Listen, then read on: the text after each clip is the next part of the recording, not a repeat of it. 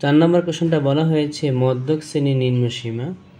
তো এক্ষেত্রে আমরা কি চিন্তা করব, প্রথমে মোট গণসংখ্যা দেবে কয়টা আছে। দেখো মোট গণসংখ্যা কয়টা আছে আমাদের, এই যে গণসংখ্যা যোগ করলে আসে আমাদের মোট 60। যেহেতু মধ্যক বলা আছে যতগুলো গণসংখ্যা হবে প্রত্যেককে 2 দিয়ে ভাগ করতে হবে।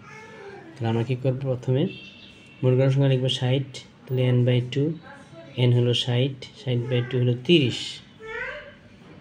এখন দেখবো মধ্যক শ্রেণী কীভাবে বের করে। 30 এখানে কোন জায়গায় আছে, এই দেখো 30 কোন জায়গায় আছে, এখানে আছে 5 পর্যন্ত, এখানে 15, 15-র পরে 35 পর্যন্ত, অর্থাৎ এখানে 30। আবার খেয়াল করো, এখানে আছে 15, 15-র পরে কিন্তু এখানে 35 পর্যন্ত, অর্থাৎ 15-র পরে যতগুলো ঘর প্রত্যেকটা এর মধ্যে আছে।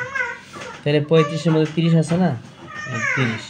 তাহলে এই 35 বরাবর এই সারণীটা হবে, সেটাই মধ্যক শ্রেণী। তো এক কথায় বলা যায় প্রচুরক যেটা হয় মধ্যক এটা হয়, কিন্তু বোঝার জন্য আমাদেরকে এভাবে শিখতে হবে। এখানে 30 আছে এটার ভিতরে, কারণ 15-র পরে 35 পর্যন্ত 30, 20, 56 থেকে 60, 56 থেকে 60। তাহলে মধ্যক শ্রেণী 56 থেকে 60, মধ্যক শ্রেণী 56 থেকে 60।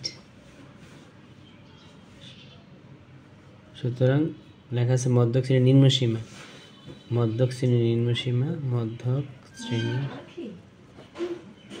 নিম্নসীমা,